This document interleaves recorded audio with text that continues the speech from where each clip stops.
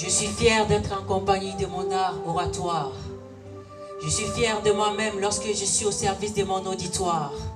Matin, midi et soir en compagnie de ma plume. J'écris des mots, des phrases devant lesquelles chacun d'entre vous s'incline.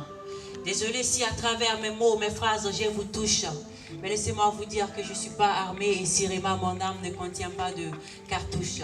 De mes ambitions de devenir écrivain, je suis devenu maître de scène. Encore une fois obligé de faire parler ma plume à la place de ma bouche.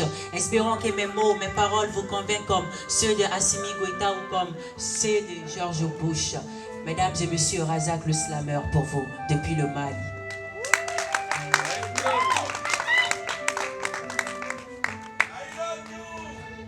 I love you too.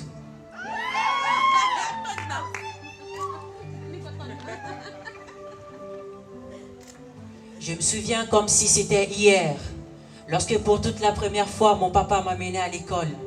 Sous un soleil accablant et une ardente chaleur, il avait la main mise sur mon épaule.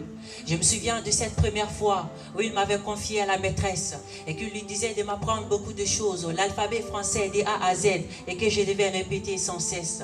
Je me souviens que lors de la récréation, pendant que les autres partaient s'acheter de quoi manger, moi je profitais de cette occasion pour pouvoir réviser, parce que même si je le voulais, je ne pouvais pas à cause de ma pauvreté.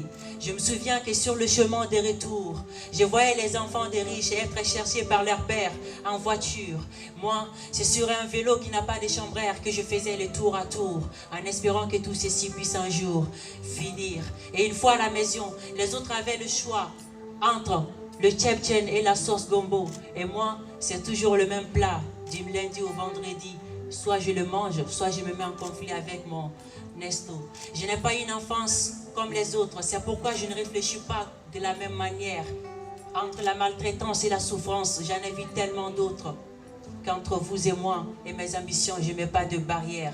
Quand j'étais petit, je priais Dieu pour être un président. Mais quand j'ai grandi, je me suis dit à quoi ça sert d'être un président. Lorsque dans sa présidence, on sera dirigé par un autre président. Être président en Afrique, c'est vraiment de la merde. C'est de s'enfermer dans un cercle où on ne peut plus sortir, où il faut s'attendre toujours qu'on pourra un jour te trahir. Dans ce cercle, tu seras entouré par 4 puissances devant lesquelles tu n'auras toujours que de la faiblesse. À ta gauche se trouve l'opposition et ses critiques. À ta droite se trouve ton propre parti politique. Devant toi se trouve ta nation. Et derrière toi l'Occident avec ses conditions. Alors à qui parler? À qui se confier sans se faire éliminer? Évidemment qu'il n'y a plus personne. Ceux qui sont censés le faire, on les a tous tués. Ou on les a tous donné une grosse somme. Je parle de Thomas Sankara, Nelson Mandela, Patrice Lumumba, Modibo Keïta. De tous ces grands hommes qui sont morts pour l'Afrique. Pour éviter que ce continent ait un futur tragique. Je sais que le chemin que j'ai emprunté, c'est le chemin de la souffrance. Mais que faire si mon Afrique est en train d'être maltraitée par l'Occident et tenue par sa potence? Je sais qu'avec ce texte, je peux être signé mon arrêt de mort, mais je suis un digne descendant de Thomas Sankara. Alors pas besoin de trouver un prétexte pour m'abattre sur mon propre sort. Je sais que le chemin et le combat que je suis en train de mener, c'est un combat qui me fera un jour saigner. Mais de toute façon, je dirai un jour à cette jeunesse que j'ai pu réaliser ce pourquoi j'ai signé. Mesdames et messieurs, je pleure pour mon Afrique.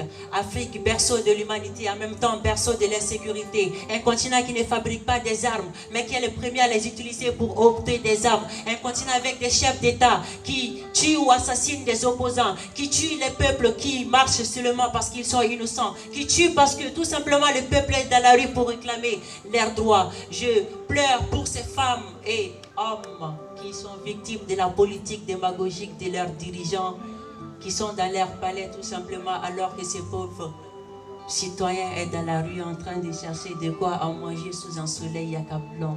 Je pleure pour cette femme violentée dans la rue. Je pleure pour cet homme qui est en train d'être maltraité dans la rue. Je pleure pour ces citoyens lambda parce que tout simplement, Au nom de lui, je suis amené ces combats. Je sais, un jour m'avait dit mon grand-père que de nos jours, beaucoup savent parler mais ne peuvent pas agir. Et que d'autres savent agir mais n'ont pas la tête de réfléchir.